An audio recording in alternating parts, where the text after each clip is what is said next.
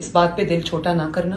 I am sorry आपके साथ ये हुआ है और मैंने अपने एमपीए को भी मैंने शो कॉज नोटिस दिए। वो जवाब देंगे उस बात का कि उन्होंने ऐसा क्यों किया, लेकिन ऐसा नहीं होना चाहिए। इधर देखो मेरी तरफ से, यासिर आइंदा आपने अपनी ड्यूटी करने पे कभी किसी से माफी नहीं मांगी। आपने अपनी ड्यूटी की थी, आपने उनको चेक किया था, वो आपकी जिम्मेदारी थी, आपने की और आइंदा कभी किसी से अपनी जिम्मेदारी पूरी करने के लिए माफी नहीं मांगी। बहुत हुआ जब मैंने वो वीडियो देखी और आपने अपनी ड्यूटी परफॉर्म की थी, उसके लिए आपको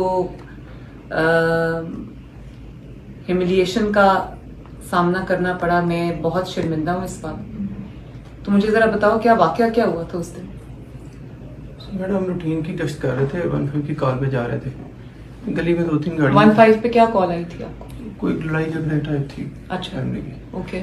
तो उधर जा रहे थे तो रास्ते में ड्राइवर कहता कि सर 2-3 गाड़ियां खड़ी हैं, मशकूक लग रही हैं। एक बाजार सा था उसमें, मैंने कहा चेक कर लेते हैं। उधर गए तो ये आगे जा रही थी गाड़ियां। ड्राइवर वो गनमैन उतरा, उसने जाके गाड़ी को रोका और उन्होंने कहा जी टिंटेड ग्लासेस थे इसके? जी। अच्छा, और एक ही गाड़ी थी? 2 गाड़ियां, एक कार थी। हाँ। और एक पजेरो टाइप थी। ठीक है। उसको रोक के उन्होंने चेक करना शुरू किया पीछे। और ये इलाका कौन सा था? शादीपुर है, नजम पार्क के पास। अच्छा, भगवानपुर में जी। अच्छा। तो एमपीए साहब उतरे हैं, उन्होंने पहले लड़के ने चेक किया, बाद में उन्होंने उतर के कहा जी मैं इस इलाके का एमपी हूँ, तो आपने मेरी गाड़ी क्यों चेक की है? तो मैंने कहा सर मैंने अपनी ड्यूटी की है, अगर आप एमपी लड़कों को, मैंने कहा ठीक है छोड़ दें। तो मैंने कहा जी मैंने अपनी ड्यूटी की है तो इसमें तो कोई बुरी बात नहीं है। नहीं जी मेरा इलाका है, आपने मेरी इज्जत नफ्स मजरूह की है, मेरा इलाका, मेरी इंसल्ट हुई है, ये आपने बहुत गलत किया है, मैं ये एक्शन लूंगा, मैं एहतजाज कराऊंगा। मैंने कहा सर मैंने अपनी ड्यूटी की है, मैंने ऐसा कुछ नहीं किया। नहीं आप मुझसे सॉरी करो, नहीं आप मुझसे सॉरी करो। मैंने कान में भी कहा, मैंने वीडियो देखी थी, सॉरी नहीं बनती, आप मेहरबानी करें तो बाकी ये कैमरे वगैरह बंद करें। मैंने कहा नहीं जी मुझे सबके सामने सॉरी करें। तो मैंने रब्ता करने की कोशिश की, ऐसे साहब का नंबर नहीं था मेरा। तो बाद में फिर मैंने उनसे कहा, मैं जी अगर मेरी वजह से आपकी इज्जत नफ्स मजरूह हुई है तो मैं उसके लिए सॉरी कर एक्सक्यूज कर लेता हूँ, मेरा मैं कहा इज्जत में कोई फर्क नहीं पड़ता इससे। लेकिन वो इधर देखो मेरी तरफ से, यासिर आइंदा आपने अपनी ड्यूटी करने पे कभी किसी से माफी नहीं मांगी। आपने अपनी ड्यूटी की थी, आपने उनको चेक किया था, वो आपकी जिम्मेदारी थी, आपने की और आइंदा कभी किसी से अपनी जिम्मेदारी पूरी करने के लिए माफी नहीं मांगी। जी बस ठीक है, आपका काम यही है और इसी काम के लिए आपको जो है वो स्टेट ने रखा है।